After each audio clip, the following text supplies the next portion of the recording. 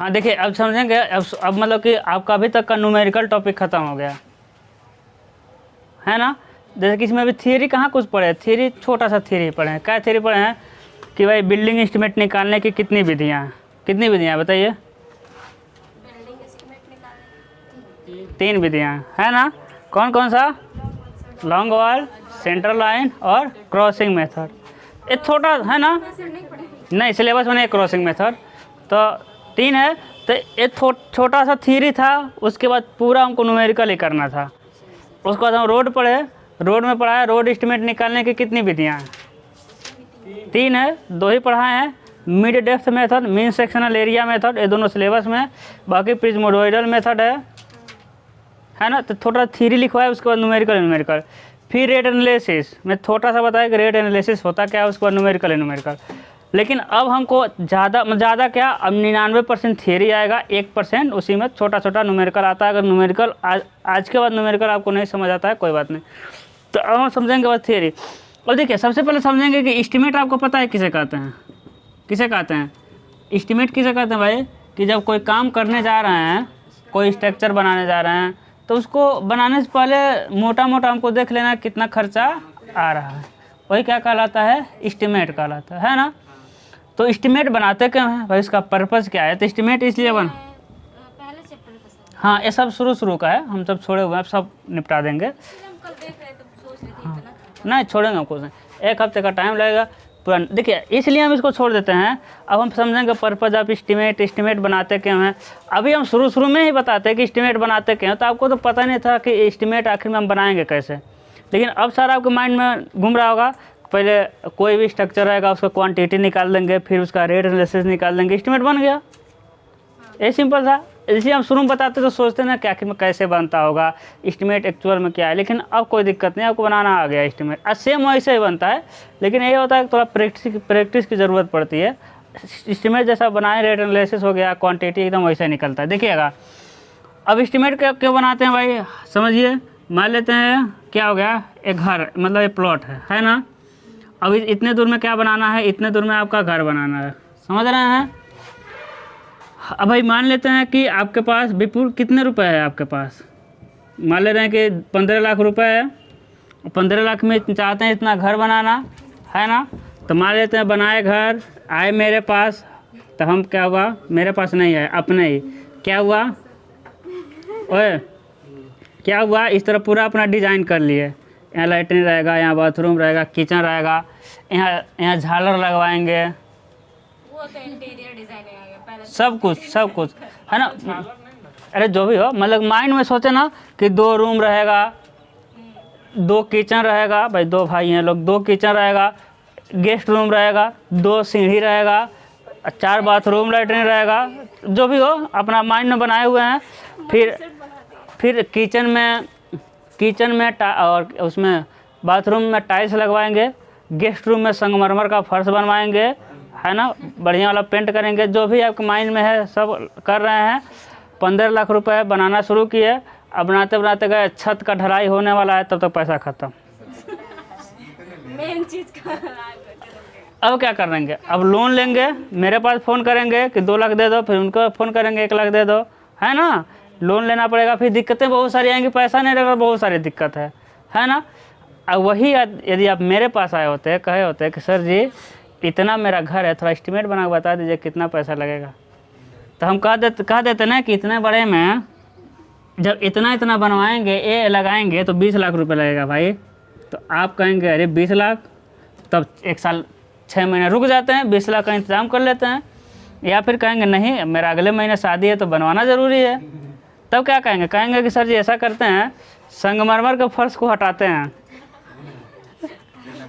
Concrete के ही काम चला देते हैं। नहीं ना पैसा आपके पास, कहेंगे कि हाँ टाइल्स नहीं लगाएंगे, बाथरूम लैट्रिन में लगा दे रहे हैं, किचन में टाइल्स नहीं रहेगा, ऐसे ही चलेगा।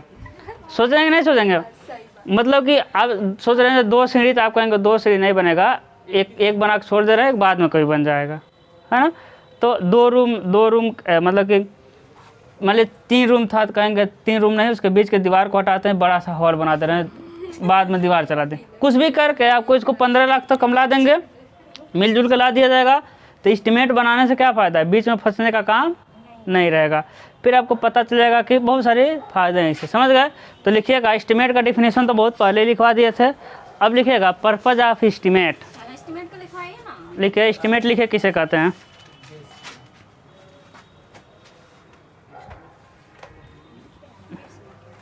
लिखिए, अरे लिख लीजिए, एक लाइन का तो लिखिए, किसी प्रस्तावित निर्माण कार्य पर होने वाले व्यय का, किसी प्रस्तावित निर्माण कार्य पर होने वाले व्यय का किसी विशेष विधि द्वारा पूर्वानुमान लगाना एस्टिमेट कहलाता है। पर होने वाले व्यय का पूर्वानुमान लगाना हाँ विधि द्वारा किसी प्रस्तावित निर्माण कार्य पर होने वाले व्यय का किसी विशेष विधि द्वारा पूर्वानुमान लगाना।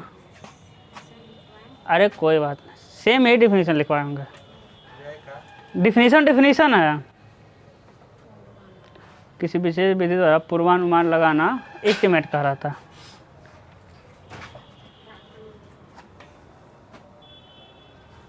अब लिखिए पर्पज ऑफ एस्टिमेट।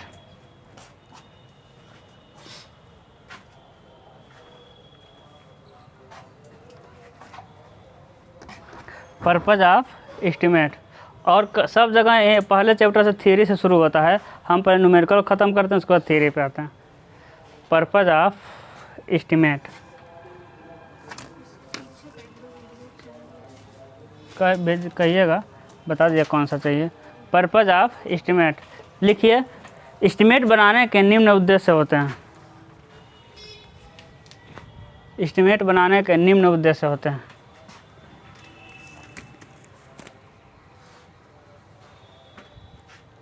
एस्टिमेट बनाने के निम्न उद्देश्य होते हैं। पहला लिखिए एस्टिमेट बनाने से, पहला वही है जो हम डिफिनीशन बोल रहे हैं। एस्टिमेट बनाने से उस पर होने वाले खर्चे का पूर्वानुमान लगाया जाता है। उस पर आने वाले या होने वाले खर्चे का पूर्वानुमान लगाया जाता है। खर्चे का पूर्वानुमान लगाया जाता है।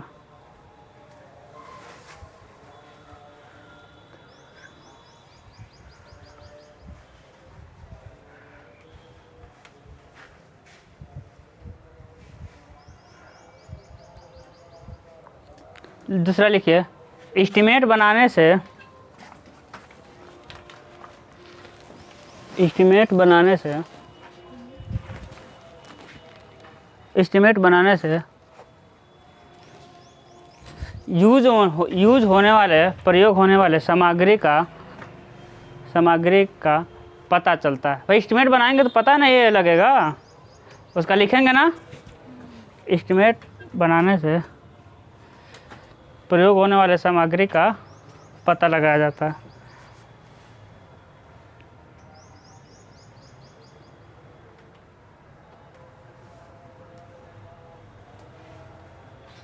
अगला लिखिए, एस्टिमेट बनाने से लगने वाले श्रमिकों का, क्या एस्टिमेट बनाने से लगने वाले श्रमिकों की संख्या पता लगाया जाता है। लगने वाले श्रमिकों की संख्या पता लगाया जाता है।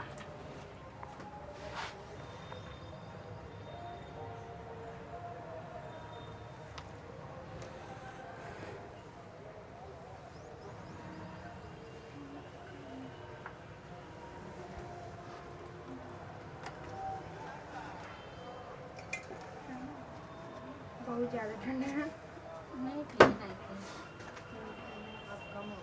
लिखिए, एस्टिमेट बनाने से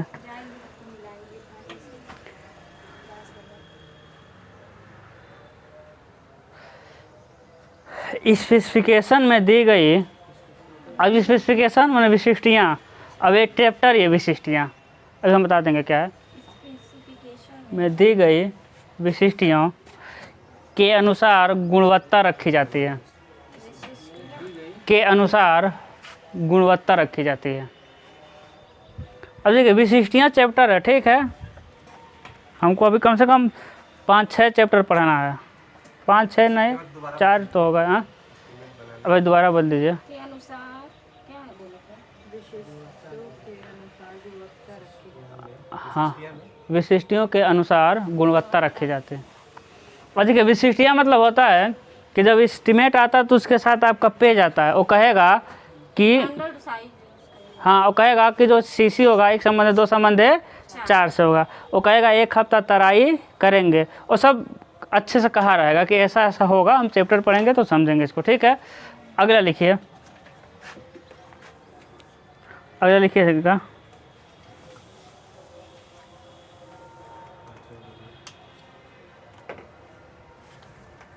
देखिए एस्टिमेट के आधार पर ही ठेकेदार को आंशिक या पूर्ण भुगतान करते हैं, है ना।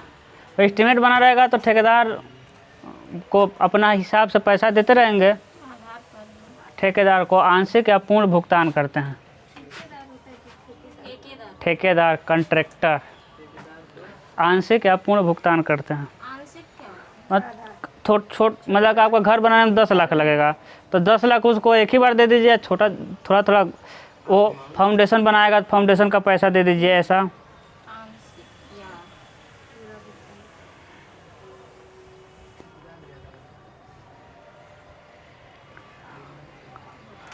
है ना।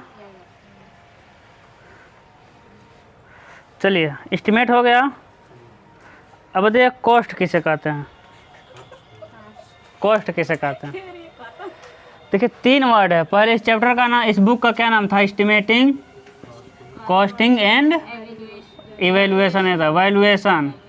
अब क्या गया, क्वांटिटी सर्वेइंग एंड वैल्यूएशन।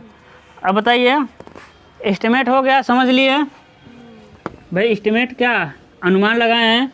आप बाइक लेने जाते हैं या मार्केट जाते हैं कि नहीं जाते हैं, तो सब कुछ लिखते हैं और सोचते हैं कि 300 में हो जाएगा, मोटा मोटा अनुमान लगा लेते हैं। सब्जी खरीदने जाते हैं तो, है ना। लेकिन जब खरीदने जाएंगे तो हो सकता है सस्ता हो गया हो, जो 10 रुपये किलो बढ़ भी जाता भिंडी चल रहा है, 300 का 500 हाँ हो सकता है 250 में आ जाए, हो सकता है 400 में हो जाए। छोटा पैकेट ना हो, बड़ा पैकेट आपको लेना पड़े, है कि नहीं। कल हम खुद 100 रुपया लेके गए, सोचे कि कुछ दुकान से सामान लेना था और कुछ वहाँ से सब्जी लेना था। गए खरीदने किराने की दुकान पे, वो बड़ा बड़ा पैकेट था, घट गया, सब्जी भी ना लिए चले गए वही खत्म होता है। हाँ बना गए थे, छोटा पैकेट था ही नहीं। अब पेस्ट था तो 70 रुपये वाला था, तो हाँ तो हम लोग 20 रुपये वाले से काम चला देते हैं, तो है ना। अब देखिएगा हो जाएगा, हो सकता है आप खरीदने गए, हो सकता है आप खरीदने गए तो सस्ता मिल जाए, हो सकता है कि महंगा हो जाए। तो किसी निर्माण कार्य को बनाने में एक्चुअल में कितना पैसा लगा, उसे क्या कहते हैं, कॉस्ट। भाई इसका कॉस्ट इतना है, समझ रहे हैं ना, इसका कॉस्ट इतना। बाइक खरीदने जाएंगे सोचेंगे 80,000 में हो जाएगा, तो 82,000 हो सकता है, 78,000, कुछ भी हो सकता है। तो एस्टिमेट तो एक अनुमान है ना, अनुमान तो अनुमान होता है ना। लेकिन एक्चुअल में जितना होगा उसे क्या खर्चा होगा, उसे कहेंगे कॉस्टिंग।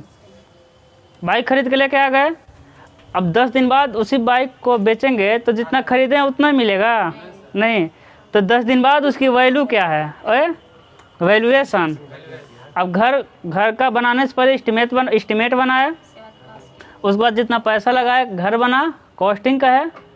उसके बाद कुछ दिन बाद घर का कितना रेट मिलेगा, कम मिलता है अधिक मिलता है, घर का कम मिलेगा, ज़मीन की वजह से बढ़ जाता है। तो हम ज़मीन थोड़ी देखेंगे, हम किसको देखेंगे, घर को देखेंगे।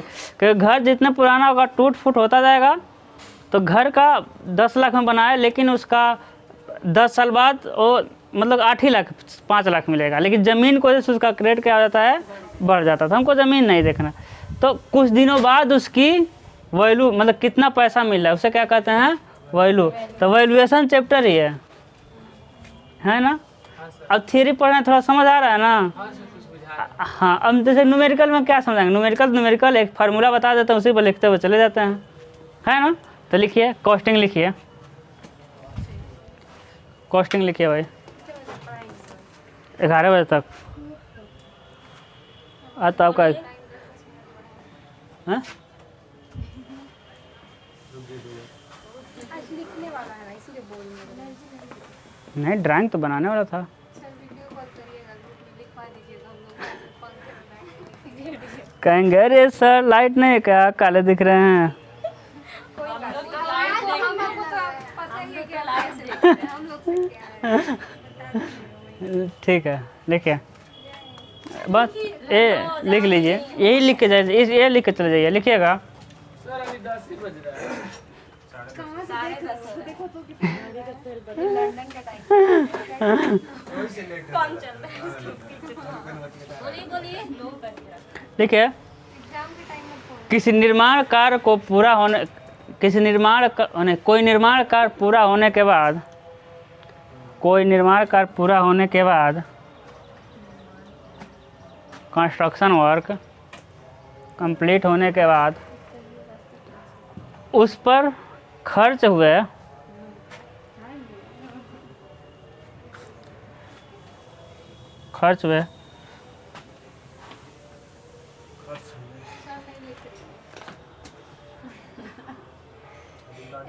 क्या लिखे जी, किसी निर्माण कार्य पूरा होने के बाद उस पर खर्च हुए कुल राशि को, राशि किसी का नाम है, वो हमको अच्छी लगती है, वो अच्छी लगती है, अच्छी तो लगती है, उससे अच्छी लगती है गोपी। अच्छी लगती है, स्मार्ट है वो। कुल राशि, सही बात है, एक्टिंग भी अच्छा लगता है। क्या लिखा, कुल राशि कुल राशि हमेशा खिलाफी काम करती थी, ऐसे सब बात खत्म हो गया, कहता है और नहीं आता, सेकंड पार्ट 10 साल 20 साल चलाते हैं माथा खत्म, हाँ खत्म नहीं, उसमें खर्च हुआ कुल राशि कॉस्ट कहलाता है।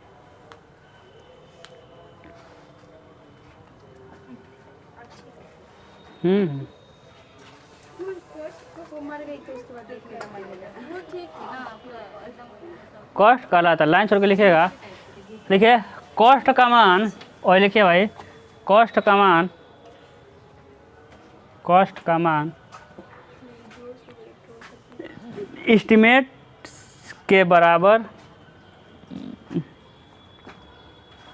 एस्टिमेट के बराबर, एस्टिमेट से अधिक या एस्टिमेट से कम हो सकता है। सही बात है कि नहीं है? बराबर तो नहीं लिखवाए थे, कम और अधिक। पिछली बार वो बराबर भी हो सकता है, होगा नहीं ना एकदम, बराबर कैसे होगा भाई? अब गोल्डन लाइन क्या है? हाँ गोल्डन लाइन अच्छा तो जो 2 महीना पहले जो वर्ड बोले थे वही वर्ड इस समय थोड़ी बोल लेंगे आपको। पूछ रहे हैं, इसमें लिखवा इसका भी वैल्यूएशन नोट है, और नोट में लिखवाएंगे उस समय। हाँ अधिक भी हो सकता है, बराबर, लेकिन बराबर होने का चांस बहुत ही कम है ना। लाइन क्या है वो पूछ नोट, गोल्डन लाइन मतलब नोट होता है, उसको कभी कभी होता है उसको गोल्डन, अरे नोट लिखना नहीं है जी, 2 महीना पहले इसी टॉपिक को नोट करके लिखवाए होंगे।